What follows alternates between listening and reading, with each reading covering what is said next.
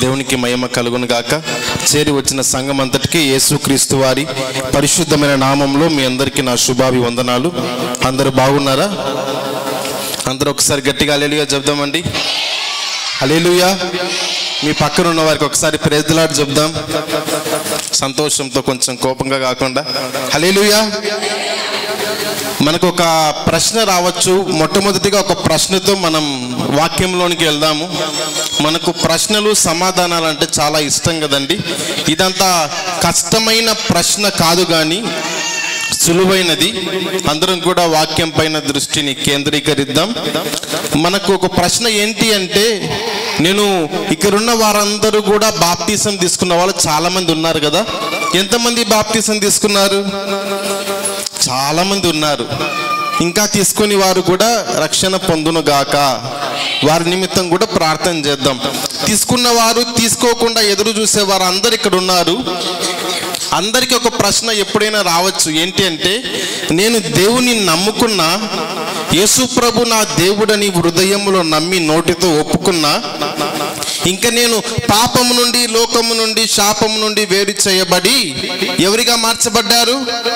దేవుని బిడ్డగా మార్చబడ్డాను. ఇంకా నాకెందుకు వాక్యము, ఆల్రెడీ నేను పరిశుద్ధుని కదా అని అనుకునేవారు కొద్దిమంది ఉంటారు. ఉండరా? ప్రతి ఆదివారం మందిరానికి పోయి వాక్యము విని ఇదంతా ఎందుకు చేయాలా? బాప్తిసం ద్వారా నేను మారుమనసు రక్షణ బాప్తిసం తీసుకొని దేవుని బిడ్డగా మార్చబడి, తన సొంతైన బిడ్డగా మార్చబడి దేవుని బిడ్డనైపోయాను. ఇంకా నేను ఎందుకు ప్రతి వారము, ప్రతి బుధవారం, ప్రతి శనివారం, ప్రతి మీటింగ్లో ఎందుకని వాక్యం వినాలి? ఎందుకని అనేవారికి, లేదంటే ఎప్పుడైనా మనకు ఆలోచన వస్తే చాలామంది లేటుగా వస్తుంటారు కదా. ఎందుకని నేను త్వరగా పోవాలి? ఎందుకని నేను త్వరగా వెళ్ళి ఆరాధనలో వాక్యం వినాలి అంటే, మీకు అందరికీ అర్థమయ్యే విధంగా ఒక ఉదాహరణ చెప్తాను. ఒక వ్యక్తి చేపలు పట్టే వ్యక్తి బాగా చేపలు బట్టి అమ్మేసి ఇంటికి వచ్చేటప్పుడు మిగిలినవన్నీ కొన్ని చేపలు తెచ్చి తన భార్యకిచ్చి వంట చేయమన్నాడు. వంట చేసింది, బాగా వంట చేసింది. ఆయన రెడీ అయ్యేసి వచ్చి కూర్చొని భోజనాన్ని కూర్చున్నాడు. చేపలు తీసుకొని, బాగా చేసావంటే చాలా బాగా చేశానని చెప్పింది. ఆయన సంతోషించాడు. కష్టపడి ఎండలో ఉండి అమ్మి ఇంకా చాలా నీరసం అయిపోయాడు. బాగా తినాలనుకొని ఆ చేప యొక్క ఒక పీస్, ఒక ముక్క తీసుకొని నోట్లో పెట్టుకున్నాడు. చాలా ఘోరంగా ఉందంట. ఏంది ఇట్లా ఉంది? బాగా నీళ్ళలో ఉప్పులో వేసి కడిగావా అంటే, ఏం మాట్లాడుతున్నారండి మీరు? చేప ఎక్కడుంటుంది? ఆల్రెడీ నీళ్ళల్లోనే ఉంది కదా.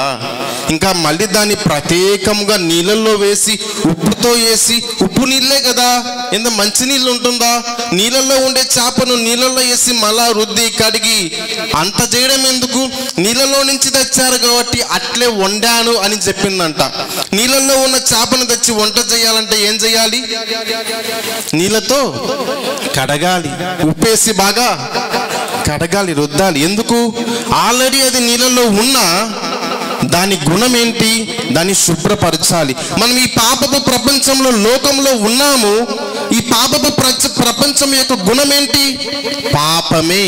మనం పరిశుద్ధులుగా దేవుడు మార్చాడు.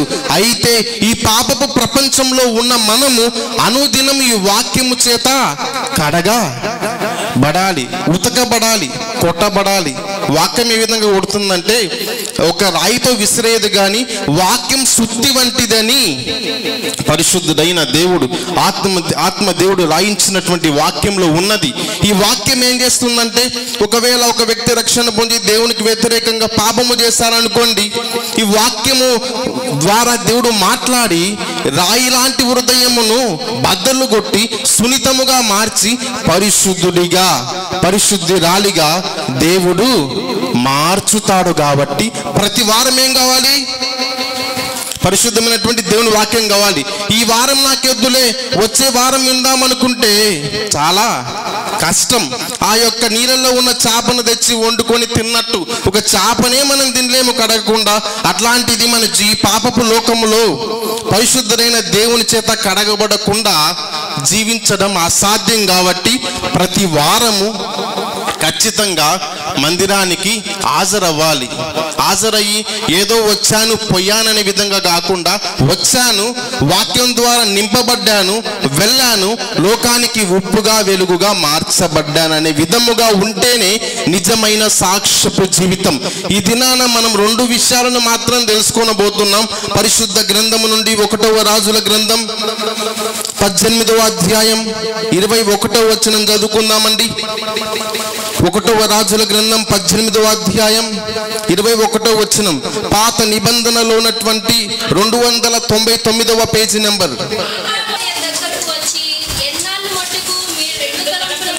ఎన్నాళ్ళు మట్టుకు మీరు 2 తలంపుల మధ్య, ఇక్కడ రాయబడినటువంటి మాట, ఎన్నాళ్ళు వరకు మీరు 2 తలంపుల మధ్య నివసించేదారు. ఇప్పుడు ఒకవేళ ఏదైనా ఊరికి పోవాలంటే 2 బస్సులు కడపకి వస్తున్నాయండి. ప్రొద్దుటూరు నుంచి అనుకుందాం, ప్రొద్దుటూరు నుంచి కడపకి బస్సు వస్తూ ఉంది. 2 బస్సులు కడపకే వస్తాయి. అట్లా అని ఒక కాలు ఇంకో బస్సులో, ఇంకో కాలు ఇంకో బస్సులో పెడతారా? దేంట్లో ఎక్కాలి?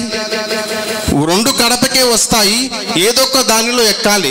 లేదు 2 కడపకు వస్తాయని 2 దాంట్లో ఒక దాంట్లో కాలు ఒక దాంట్లో చేయి పెడితే పడిపోతారు. అందుకే దేవుడు అంటున్నాడు, ఎన్నాళ్ళు వరకు మీరు 2 తలంపుల మధ్య నివసించేదారు. ఎన్నాళ్ళు వరకు 2 ఆశలు, 2 కోరికలు, 2 ఆలోచనలు. ఎందుకు 2 అని రాయబడ్డాయంటే, మనకుండేది ఏంటి అంటే, ఒకటి భక్తి మార్గం, దేవుని మార్గం, ఇంకొకటి లోకపు మార్గం. ఇందాక విన్నాం, లోకంలో ఏమున్నదండి? పరిశుద్ధత ఉన్నదా? పాపం ఉన్నది. పాపము వల వేసి లాగుతూ ఉంటుంది. సాతానుడు వల వేసి లాగినట్టుగా సాతానుడు లాగుతూ ఉంటాడు. మనం ఉండవలసినది 2 మార్గములలో కాదు, ఒక మార్గము, యేసు మార్గము. అందుకే యేసుక్రీస్తు ప్రభుల వారు అన్నారు, నేనే మార్గము, నేనే జీవం, నేనే మార్గము, సత్యము, జీవం అని యేసు ప్రభు వారు చెప్పారు. నేను కూడా మార్గము, నన్ను కూడా నమ్మండి అని యేసు ప్రభు వారు చెప్పలేదు. ఎందుకంటే జీవము కలిగిన దేవుడు ఎవరైనా ఉన్నారు అంటే ఆయన ఒక్కడే. త్రియేక దేవుడుగా తనను తాను ప్రత్యక్షపరుచుకున్న దేవుడు ఒక్కడే. రక్షకుడు మనకు ఒక్కరే. ఈ లోకంలో ఎక్కడ మనం ఉన్నా కూడా యేసు నామములో ప్రార్థన చేస్తే ప్రతి ప్రార్థనను దేవుడు విని సమాధానం ఇస్తాడు. కాబట్టి 2 మార్గములు కాదు, మీరు ఎంత కాలమని 2 తలంపుల మధ్య ఉంటారు. తలంపు అంటే ఏంటండి? ఆలోచన. 2 ఆలోచన. ఒక వ్యక్తి ఏదైనా చేయాలి అంటే మొట్టమొదటిగా జరిగే కార్యం ఏంటి అంటే ఆలోచన కదా. మనం ఎక్కడికైనా వెళ్ళాలి అంటే ఆలోచిస్తాం, ఏదైనా చేయాలి అంటే ఆలోచిస్తాం. పాపం చేయాలన్నా ఆలోచన వస్తుంది. ఈ ఆలోచన మార్చుకుంటే మన జీవితమే మార్చబడుతుంది. ఈ ఆలోచన మారాలి అంటే భక్తి మార్గములోనే మనము నడవాలి. పరిశుద్ధ గ్రంథంలో ఇశ్రాయేలు ప్రజలు కానాను ప్రదేశానికి వెళ్తా ఉన్నారు. పాలు తేనెలు ప్రవహించే కానాను దేశం. ఈ బయలుదేరి వెళ్తా ఉంటే మోషే 40 దినములు ఉపవాస ప్రార్థన చేయుటకు కొండ మీదికి వెళ్ళాడు. ఇశ్రాయేలు ప్రజలందరూ కూడా ఎర్ర సముద్రాన్ని, అంతకు ముందు ఫరో చేతి నుండి విడిపించి ఎర్ర సముద్రాన్ని, ఆ యొక్క యెరికో పట్టణమును సమస్తమును దేవుడు విడిపించి ఆ యొక్క సీనాయి కొండ దగ్గరికి తీసుకొచ్చినప్పుడు ఇశ్రాయేలు ప్రజలందరూ కింద ఉన్నారు. మోషే ఒక్కడే ఆ పర్వతము మీదికి వెళ్ళి దేవునితో సంభాషణ మాట్లాడుటకు ఎదురు చూస్తున్నాడు. దేవుడు మోషేతో మాట్లాడుతున్నాడు. ఆ పర్వతం, ఆ కొండ ఎవరు ముట్టడానికి గాని ఎక్కడానికి గాని వీలు లేదు. అప్పుడు 40 రోజులు అయిపోయిందని ఇప్పుడు ఇశ్రాయేలు ప్రజలకు ఒక మాట గుర్తొచ్చింది. మమ్మును ఆ యొక్క ఐగుప్తు నుంచి విడిపించిన దేవుడు, ఎర్ర సముద్రాన్ని దాటించిన దేవుడు మాకు కనబడుట లేదు. మమ్మల్ని నడిపించిన మోషే మా దగ్గర లేడు. కాబట్టి ఒక ఆలోచన చేశారు. చదువుకుందాం. నిర్గమకాండము 32వ అధ్యాయం 1వ వచనం నుంచి. ఎవరైనా ఒకరు మైక్లో చదవండి. మోషే కొండ దిగకుండా తడవు చేయుట ప్రజలు చూచినప్పుడు ఆ ప్రజలు అహరోను యొద్దకు కూడి వచ్చి, లెమ్ము, మా ముందర నడుచుటకు ఒక దేవతను మా కొరకు చేయుము. ఐగుప్తులో నుండి మమ్మను రప్పించిన ఆ మోషే అనువాడు ఏమాయనో మాకు తెలియదని అతనితో చెప్పిరి. ఐగుప్తు నుండి మమ్మను రప్పించిన ఆ మోషే అనువాడు ఏమాయనో మాకు తెలియదని అతనితో చెప్పిరి. మోషే ఏం చేశాడు? ఇశ్రాయేలు ప్రజలకి మేలు చేశాడు. దైవజనుడు తన సంఘంలో ఉన్న వారికి ఏం చేస్తారండి? మేలు చేస్తారు కదా. ఒకవేళ గద్దించి ఒకవేళ వాక్యంతో మాట్లాడినా మేలే చేస్తాడు. ఎప్పుడైనా నిజమైన నమ్మకమైన దైవజనుడు వాక్యంతో మాట్లాడి వారి జీవితాలను కట్టాలనుకుంటాడు. ఈ మోషే పాపం తన జీవితాన్ని దేవుని కొరకు అర్పించుకొని దేవుని ప్రజల్ని విడిపించడానికి బయలుదేరి వెళ్తూ వారిని ప్రమాదముల నుండి, శత్రువు నుండి, సముద్రముల నుండి తప్పించి దేవుని కృప ద్వారా నడిపించుకొని వచ్చింటే 40 రోజులు వారికి చెప్పాడు, నేను దేవునితో మాట్లాడడానికి వెళ్తున్నా, కొంత సమయం వరకు, కొన్ని రోజుల వరకు మీకు కనబడను, నేను వెళ్ళొస్తానని వారితో చెప్పి మాట్లాడి వెళ్ళింటే కొన్ని 40 రోజులు రాలేదని వారు అహరోను అనేటువంటి వ్యక్తి దగ్గరికి వెళ్ళి, మమ్మల్ని ఆ యొక్క చెర నుండి విడిపించిన దేవుడుని మేము ఆరాధించాలి, కాబట్టి మాకిప్పుడు ఒక దేవుడు కావాలి. ఎవరు? మమ్మల్ని విడిపించిన దేవుడే కావాలి, కానీ మాకు కనబడే దేవుడు కావాలనుకొని వారు అహరోనుతో వెళ్ళి చెప్పినప్పుడు అహరోను సరే మీరన్నట్లే చేస్తానని, ఇప్పుడు మనకు ఒక దేవుడు కావాలని చెయ్యాలనుకొని ఒక ఆలోచన చేశారు. అహరోను ఏం చెప్పాడంటే, మీ దగ్గర ఉన్నటువంటి చెవులకు ముక్కుకు ఉన్నటువంటి ఆ యొక్క బంగారును నా దగ్గరికి దండి. ఏం దేమన్నాడు? బంగారు దండి అని చెప్పి బంగారును తీసుకొని దాన్ని కాల్చి ఒక దూడను చేశారు. దూడను చేసి పెట్టి ఆరాధించడం ప్రారంభించారు. అది దూడారాధన. నేను బైబిల్లో ఉన్న సందర్భాన్ని మాత్రమే మాట్లాడుతున్నాను. దూడారాధన చేయడం ప్రారంభించారు. అప్పుడు దూడను ఆరాధిస్తూ ఉంటే జీవము కలిగిన దేవుడు కొండ మీద ఉన్న మోషేతో ఒక మాట చెప్పాడు, నా ప్రజలైన వారిని నేను శత్రువు నుండి విడిపించి రక్షించి కాపాడి వారికి కావాల్సిన మన్నాను అనుగ్రహించాను, కానీ వాడు దూడారాధన చేస్తున్నారు. నాకు రావాల్సిన మహిమను ఒక బంగారుకి, నాకు రావాల్సిన ఒక మహిమను ఒక వస్తువుకి, నాకు రావాల్సిన మహిమను ఒక పదార్థమును ఆరాధిస్తున్నారే అని వారితో చెప్పి మోషేను పంపించినప్పుడు మోషే ఆ బంగారును కాల్చి చల్లేశాడు. ఒక విషయం మనం గమనించాలి. ఇదొక రాయి అనుకుందాం. ఈ రాయిలో ఒకవేళ ఈ ఫోన్ అనుకోండి, ఈ ఫోన్ని ఒక వ్యక్తి తయారు చేశాడు. దీనిని తయారు చేసిన వారు ఏమవుతారు? దేవుడు అవుతాడు కదా.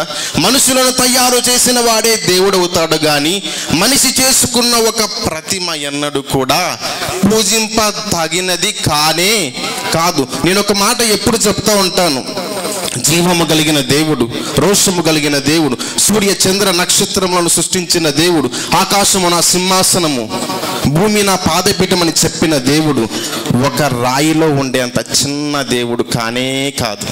ఈ భూమిని సృష్టించిన దేవుడు అన్న మాట, ఆకాశము నా సింహాసనము, నేను పట్టజాలనంత శక్తి కలిగిన దేవుణ్ణి కాబట్టి ఆకాశంలో నేను కూర్చో ఉంటే అది నా సింహాసనము. భూమి మీద ఆయన కాలు పెడితే భూమి ఒక చిన్న గోరు వంటి, ఒక చిన్న రాయి వంటిగా ఆయన పాదముల కింద ఉండిపోతుంది. కాబట్టి ఆయన చాలా శక్తిమంతుడు. అటువంటి దానిని దేవుడు నివసించలేనటువంటి ఒక పదార్థమును నిలవబెట్టి ఆరాధన చేయడం ప్రారంభించినప్పుడు దేవునికి కోపం వచ్చింది. ఎందుకు ఈ మాట చెప్పాను అంటే, వారు 2 తలంపులు కలిగి ఉన్నారు. ఒకటి, మమ్మల్ని విడిపించిన దేవుణ్ణే ఆరాధన చేస్తున్నాం. రెండవది,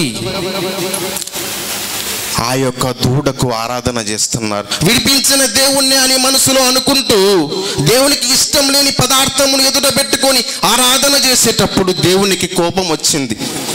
ఇప్పుడు ఎవరైనా భార్య కానీ భర్త కానీ వివాహం జరిగింది, వివాహంలో పెద్ద స్టేజ్ వేస్తారు కదండి. అప్పుడు ఆ యొక్క వివాహం జరిగిన పెళ్లి కొడుకు పెళ్లి కూతుర్ని తన ఫ్రెండ్స్కి ఏమని పరిచయం చేస్తాడు? ఈమె కూడా నా భార్య అంటాడా? మీరు చెప్పండి. ఈమె కూడా నా భార్యనే అని అంటే బాగుంటుందా? ఈమెనే నా భార్య. ఇప్పుడు పెళ్లి కూతురు వచ్చి, పెళ్లి కొడుకు ఇతనే, ఈయన కూడా నా భర్తనే, వినడానికి ఏమన్నా బాగుందా? దరిద్రంగా ఉందంటాం కదా. అందుకే యేసు ప్రభు వారు అన్నారు, నేను కూడా అనలేదు, నేనే అన్నాడు. నేనే అనేది వేరు, వీళ్ళు కూడా నా భర్తనే, ఈమె కూడా నా భార్యనే. చూసారా, ఆయన కూడా నా తండ్రే. తండ్రి ఎంతమంది ఉంటారండి? ఒకవేళ పాపంలో జీవిస్తున్న స్త్రీకి కూడా ఒక్కడే తండ్రి ఉంటాడు. అలాంటిది దేవుడు ఒక్కడే, ప్రేమించే దేవుడు ఒక్కడే, రక్షించే దేవుడు ఒక్కడే, కాపాడే దేవుడు ఒక్కడే. అందుకొరకు రెండు తలంపుల మధ్య మనం ఎన్నడూ ఉండకూడదు. ఉన్నాము అంటే ఆ దినాన ఇశ్రాయేలు ప్రజల మీదకి వచ్చినటువంటి ఆ యొక్క దేవుడి కోపము వారి మీదకి వెళ్ళింది కారణం రెండు తలంపులు. ఆకాను అనే వ్యక్తి ఉన్నాడు. ఆ యొక్క యెరికో పట్టణమును ఇశ్రాయేలు ప్రజలు జయించి వెళ్తూ ఉండేటప్పుడు ఆకానుకు అందరికీ చెప్పాడు దేవుడు, ఎవరు కూడా ప్రాంతంలో ఉన్నటువంటి బంగారాన్ని ముట్టద్దు అంటే ఆకాను అనే వ్యక్తి బంగారు వస్త్రాల మీద ఇష్టపడి వాటిని తీసుకున్నాడు. తర్వాత ఇంకో ప్రాంతానికి వెళ్ళి యుద్ధం చేయాలంటే చిన్న ఆయి అనేటువంటి ప్రాంతంలోకి వెళ్ళి యుద్ధం చేస్తా ఉంటే ఇశ్రాయేలు ప్రజలు ఓడిపోయారు. కారణం ఏంటి అంటే రెండు తలంపు. ఒకటేమో దేవుని ప్రజగా నిలవబడ్డాడు, ఇంకొకటేమో బంగారం మీద ఆశపడ్డాడు. ఈ లోకంలో సిరి సంపదలు దేవుడు ఇస్తాడు, ఈ లోకంలో కావలసినవన్నీ దేవుడు ఇస్తాడు. దేవుడు మనకు తండ్రిగా ఉన్నాడని మనం చాలాసార్లు విన్నాం. కానీ రెండు తలంపులు ఉండకూడదు. మనుషులను నమ్ముట కంటే, రాజులను ఆశ్రయించుట కంటే యెహోవాను ఆశ్రయించుట మేలు. ఒకవేళ మనుషులు ఇవ్వరు అని చెప్పలేదు, ఇస్తారు. వారి శక్తి సామర్థ్యముల వరకే దేవుడు ఇచ్చేది. మనము ఊహించిన సామర్థ్యము కన్నా రెట్టింపుగా దేవుడు ఇస్తాడు. ఒకసారి పరిశుద్ధ గ్రంథం నుండి మనం ప్రకటన గ్రంథం 3వ అధ్యాయం 14, 15, 16 వచనాన్ని చదువుకుందామండి.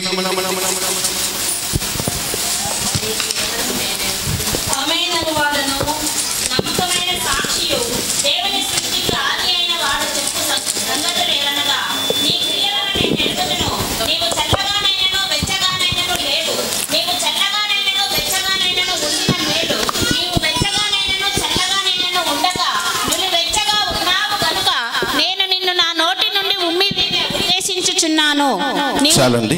ఇక్కడ గమనించినట్లయితే ప్రకటన గ్రంథంలో దేవుడు సెలవిచ్చిన మాట, మీరు చల్లగానైనా వెచ్చగానైనా లేరు, నులువెచ్చని స్థితిలో ఉన్నారు. కాబట్టి దేవుడే అంటున్న మాట, నా నోటి నుండి నేను మిమ్మును ఉమ్మివేయను ఉద్దేశించుచున్నాను.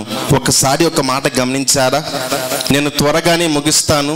ఏంటంటే యేసుక్రీస్తు ప్రభువుల వారు శరీరధారిగా ఈ లోకానికి వచ్చినప్పుడు ఆయన మన కొరకు శిలువ యాగము చెందే సమయములో రోమా సైనికులు కొంతమంది మనుషులు యేసుక్రీస్తు ప్రభువుల వారిని కొరడాలతో కొడుతున్నారు. ఒకటి తక్కువ 40 కొరడా దెబ్బలు కొట్టారు. ఆయన వీపు అంతా దున్నబడినది, ఆయన వీపు అంతా రక్తముతో నింపబడినది. ఆయన అన్న మాట ఏంది? ఒక్క మాట కూడా మాట్లాడలేదు. కొంతమంది వచ్చి యేసు ప్రభు వారి మీద ఉమ్ము వేస్తున్నారు. ఎందుకు అంటే మనము దేవునికి వ్యతిరేకంగా నివసించి నరకంలో పడకుండా మన నిమిత్తం నరక యాతను సిలువలో ఆయన భరించాడు. మన నిమిత్తం ఆయన తన మీద ఉమ్ము వేయించుకోవడానికి కూడా సిద్ధపడిన దేవుడు కోపముతో, ఒక తండ్రి కుమారుడి మీద కుమార్తె మీద ఎప్పుడు కోపడతారంటే వారిని ప్రేమిస్తేనే కోపడతారు. అవును కదండి? ఒక బిడ్డ, ఒక కుమారుడు ఉన్నారనుకోండి, తల్లిదండ్రి ఇష్టపడితేనే వాడిని శిక్షించి సరిదిద్దాలనుకుంటారు కదా.